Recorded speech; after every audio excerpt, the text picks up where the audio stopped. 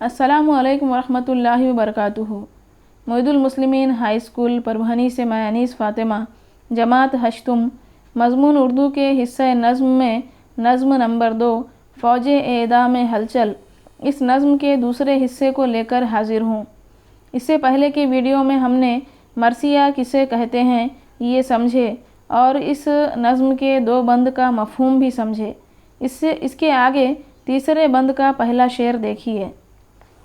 یہ برق تیغ ملنے کو جس فرق پر جھکی، یہ برق تیغ ملنے کو جس فرق پر جھکی، وہاں نقد دل جلات ادھر جن سے جاں پھکی۔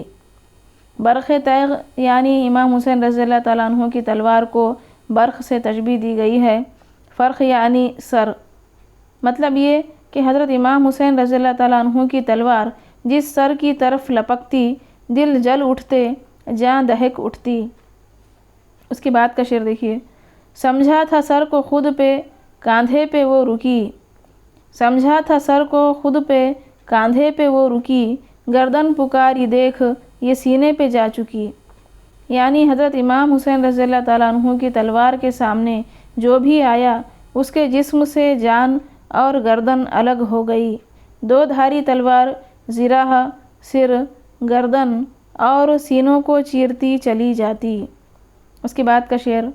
تاروں کے دل پہ خنجر خوف اجل لگا، تاروں کے دل پہ خنجر خوف اجل لگا، گاوی زمیں کی شاخ پہ 100 بار پھل لگا۔ اجل یعنی موت، گاوی زمیں یعنی قدیم خیال کے مطابق وہ گائے جس کے ایک سینگ پر زمین ٹکی ہوئی ہے۔ اس کا مطلب یہ ہوا کہ آسمان میں تارے موت کے خوف سے تھرا گئے، گاوی زمین بھی بار بار زخمی ہوئی، یعنی حضرت امام حسین رضی اللہ تعالیٰ عنہ کی تلوار کے سامنے جو بھی آیا اس کے جسم سے جان اور گردن الگ ہو گئی، زمین سروں سے بھرنے لگی۔ اس کے بعد کا شعر دیکھیے۔ باد اجل میں فتنہ گروں کو اڑا دیا، باد اجل نے فتنہ گروں کو اڑا دیا، چھوٹا جو زاغ تیر پروں کو اڑا دیا۔ باد اجل یعنی موت کی ہوا، فتنہ گر یعنی فساد پیدا کرنے والا یا شر پسند۔ زاغ تیر کے معنی ہے تیر کی نوک، پروں پرے کی جمع ہے، مراد صفیں۔ موت کی ایسی ہوا چلی کہ فتنہ گروں کو اڑا دیا، کمان سے تیر چھوٹا تو دشمن کی صفیں الٹ گئیں۔ اس کے بعد کا شعر۔ پاؤں کو کاٹا اور سروں کو اڑا دیا، پاؤں کو کاٹا اور سروں کو اڑا دیا، شکل غبار کینہ وروں کو اڑا دیا۔ یعنی موت کی ایسی آندھی آئی کہ فتنہ گر اور کینہ ور گرد و غبار کی طرح اڑنے لگے، کسی کا پاؤں کسی کا سر اڑا، موت کی ہوا سے کینہ ور غبار کی صورت اڑ گئے۔ اس کے بعد کا شعر۔ اس کو جو سرکشی نہ کسی کی خوش آتی تھی، اس کو جو سرکشی نہ کسی کی خوش آتی تھی، سر کو گرا کے خاک میں تن کو ملاتی تھی۔ مطلب یہ کہ حضرت امام حسین رضی اللہ تعالیٰ عنہ کی تلوار کو سرکشی پسند نہ تھی، لہٰذا اس نے سروں کو خاک میں ملا دیا۔ اس کے بعد کا شعر۔ افلاک ڈر سے تیغ کے تھرا کے رہ گئے، افلاک ڈر سے تیغ کے تھرا کے رہ گئے، گرنے کو سر زمیں پہ تیورا کے رہ گئے۔ افلاک جو ہے فلک کی جمع ہے اور فلک کے معنی ہے آسمان۔ تیورانا یعنی آنکھوں میں اندھیرا چھا جانا، غشی کی حالت ہونا یا چکرانا۔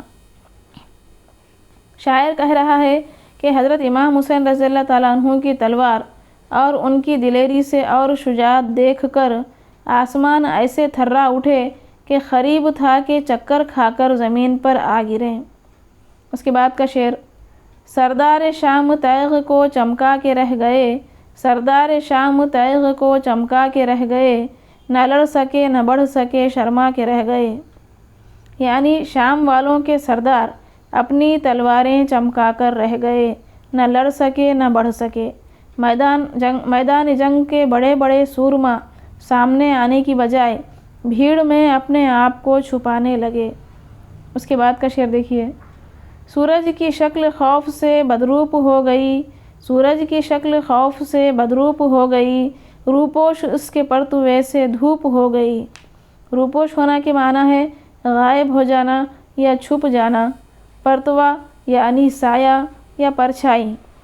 میدان جنگ کے اس بھیانک منظر سے سورج کی شکل خوف سے پیلی پڑ گئی اور اس کی چمک دمک پھیکی پڑنے لگی۔ سورج کے پرتوے سے دھوپ غائب ہو گئی۔ تو بچوں، یہاں پر یہ نظم مکمل ہو چکی ہے۔ اس میں آنے والے مشکل الفاظ کے معنی یاد کیجیے اور مرثیے کے تعلق سے جتنی بھی معلومات دی گئی ہیں انہیں ذہن نشین کیجیے۔ خدا حافظ۔